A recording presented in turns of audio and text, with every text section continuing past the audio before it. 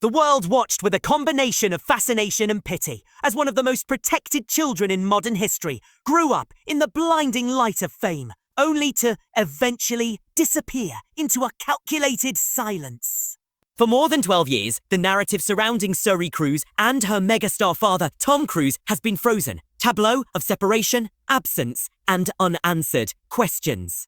But this is not a story that can remain unfinished. The silence that enveloped Suri has finally been broken, not through a tell, all interview or a public statement, but through a deliberate, powerful act of personal reinvention that has shocked everyone who remembers the Golden Family unit that once dominated tabloid covers. Now 19, the daughter of Tom Cruise is shedding the surname that defined her existence and stepping into the world as Suri Noel, a new identity chosen to distance herself from a shadow too big to outrun. And the truth behind this quiet declaration is far more tragic and complex than a simple family falling out.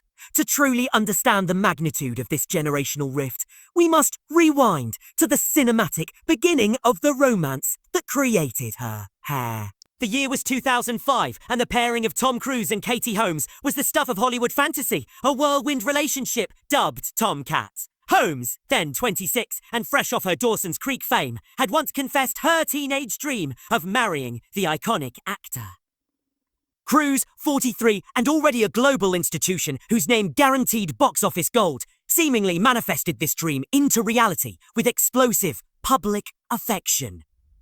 The entire world became an audience to their courtship, climaxing in one of the most unforgettable moments in television history. Tom Cruise's infamous, joyful leap onto Oprah Winfrey's couch. It was bizarre, unscripted, and pure spectacle, a testament to a man consumed by a love he couldn't contain, a love that would soon lead to the birth of their daughter, Suri, on April 18th, 2006. From the moment of her birth, Suri was a symbol, the living embodiment of their passionate union. Yet her earliest moments were already shaped by the unique, demanding doctrine of her father's life. Katie, a Catholic schoolgirl from Ohio, found herself navigating the esoteric customs of Scientology, a world that included the controversial practice of silent birth, where verbal communication is strictly forbidden during labor.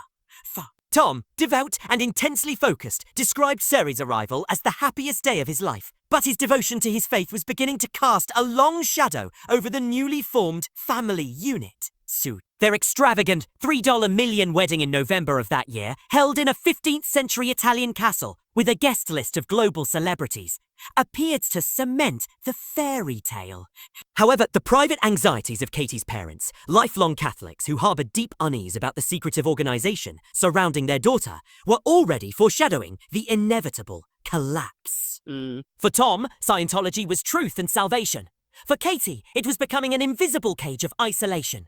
And for Suri, it was the foundational instability of a childhood that would ultimately be defined by its absence. By the late 2000s, the picture of perfection began to show undeniable cracks. While they maintained a flawless public facade, private jets, magazine covers, red carpets, friends, and observers noted a subtle but unsettling change in Katie Holmes. She rarely seemed to appear alone. She was constantly flanked by quiet, watchful figures, often connected to Tom's inner circle and Scientology. A subtle comment she made to a journalist, "Oh, we don't go outside very much," hinted at the profound sense of isolation she felt. Tom remained the charismatic, unwavering force of nature, using his global platform to defend and promote his faith, seeing it as the supreme truth that should govern their family. But for Katie, the boundaries became suffocating. Her parents' alarm grew as they found it increasingly difficult to reach their daughter, who was described by some as becoming distant, even robotic, often repeating rehearsed compliments about her husband. Meanwhile, Tom's other children, Bella and Connor, adopted with Nicole Kidman, were already deeply entrenched Scientologists, making it clear that Tom fully expected Suri to follow the same path. This was the boundary Katie could not and would not allow to be crossed, prompting her to begin a slow, almost undetectable withdrawal. The escape, when it finally happened, was a masterpiece of cold, calculated precision that stunned Hollywood. On June 29, 2012, just days before Tom Cruise's 50th birthday, Katie Holmes filed for divorce. It was less a typical marital breakup and more a meticulously planned extraction mission. In his later, rare public admissions, Tom confessed he was blindsided, stating, It hit me hard. Behind the scenes, Katie had prepared for months, moving with the stealth of someone who knew she was under constant surveillance. She swapped out her cell phones, hired new private security personnel, replaced any staff she suspected of having ties to Scientology handlers. Her silent strategist was her father, Martin Holmes, a lawyer known for his sharp legal acumen, who used the prenup they had drafted years earlier to secure her freedom. Critically, she chose to file in New York, a jurisdiction known for favoring the parent seeking sole custody rather than California. Tom, who was filming Oblivion in Iceland, learned of the divorce through media headlines, suffering the ultimate loss of control over the one area of his life he believed he had mastered. His family, the motive, revealed in court documents, was singular and absolute protection.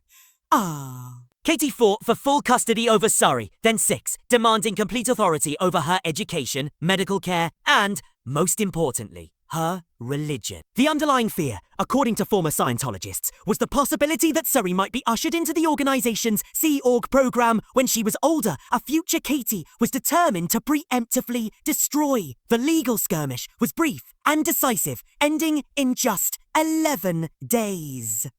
Tom agreed to substantial child support, $400,000 annually, covering all of Suri's expenses until she turned 18. But for Katie, the agreement's true value was the legally binding distance it created. Physical, legal, and spiritual. Legal and spiritual. Within days of the settlement, they vanished from Los Angeles, resurfacing in the unglamorous normalcy of New York City. The handlers, the guards, and the staged photo opportunities were gone. Katie, photographed walking hand in hand with her daughter through Chelsea, finally wore what looked like a genuine smile, tired but undeniably free. For Suri, freedom arrived with an echoing silence, the instant, irreversible absence of the father who had called her his miracle. The years that followed were defined by this chasm. In 2013, during a deposition, Tom was pressed on whether Katie left him to protect Suri from Scientology. He bristled, calling the assertion offensive, but ultimately admitted that it was true. That was the last time he publicly addressed the core issue of their split. Reports from the same period indicated Tom had seen his daughter only once since the divorce, during a short, private meeting. After that, nothing. No confirmed visits, no sightings, no public interaction. Tom, the man who defied gravity and commanded the world's attention, chose to bury himself in the ceaseless, high-octane demands of his career. Mission, impossible sequels, Top Gun, Maverick, and increasingly daring stunts. With every cheer from the global audience, the reality of his absence from his youngest daughter's life grew more profound. Meanwhile, Katie dedicated herself to cultivating a radically ordinary life for Suri in Manhattan. She was enrolled in a private school, taken to public parks, cafes, and dance classes.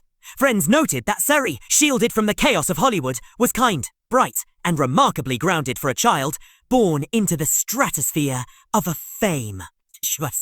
By her teenage years, Suri had grown into her mother's mirror image, carrying the same eyes and quiet sense of independence. But whenever her father's name was mentioned, she would immediately, quietly, steer the subject away. For a decade, they were never photographed together, creating a visual metaphor for the cosmic distance that had opened between them. Tom continued to provide financial support for her schooling and medical care, but the emotional, paternal furthers was non-existent. It was as if two distinct planets had drifted to opposite ends of the galaxy, the gap becoming too vast to bridge. The story of Suri's new name, Suri emerged from this silence, a culmination of her journey towards self-possession.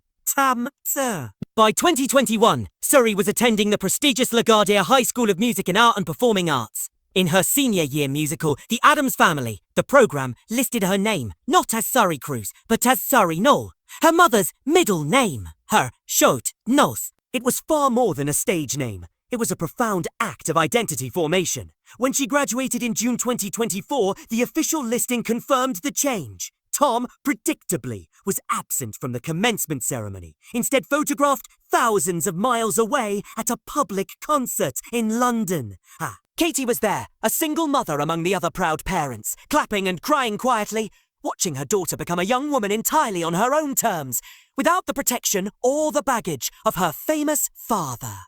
The summer following graduation saw Suri enroll at Carnegie Mellon University in Pittsburgh, majoring in fashion. The move-in day was captured by paparazzi, showing Katie not a fleet of assistants or an entourage carrying boxes into the dorm room, herself a stark, powerful image of normalcy. No cameras, no fanfare, just a mother and daughter executing the mundane, universal rite of passage. Her identity was now fully cemented. Suri Knoll, the college sophomore, studying fashion, writing music, and charting a path independent of the two most powerful forces in her early life, Hollywood and Scientology. In late 2025, she was even spotted visiting the set of her mother's new film, poised and self-assured at 19, wearing simple, confident clothing that spoke volumes about the calm strength shaped by years of calculated silence. Her message was transmitted clearly through every public action. She was no longer merely defined as Tom Cruise's daughter. She was Suri Knoll, and she was, finally, truly free. Yet, even in this powerful new identity, Suri carries the weight of a story that is not entirely her own. The heartbreak of the distance is occasionally visible, such as the widely photographed moment in October 2025, when she was seen sitting alone on a New York doorstep, head in her hands, looking exhausted and lost in thought. Moments later, Katie arrived to gently comfort her, an ordinary scene that symbolized the extraordinary reliance they have developed on one another since that fateful divorce. The relationship with her father remains, by all accounts, non-existent. He continues to fulfill his financial obligations, but 12 years have passed without a public sighting or a confirmed conversation. Meanwhile, Tom Cruise continues his professional ascent, even planning to film scenes in outer space. A man who consistently pushes the limits of human possibility. But the distance between him and his youngest daughter, the one he once called his miracle, remains the one gulf he has yet to cross. Sources close to Katie maintain that she has fostered an environment of gratitude and growth, focusing on Suri's incredible strength and independence. However, the question lingers as Suri Knoll builds a life entirely in her own shadow. Will she ever allow her father back in? Or has the silence that protected her from the past now created a permanent, unbridgeable divide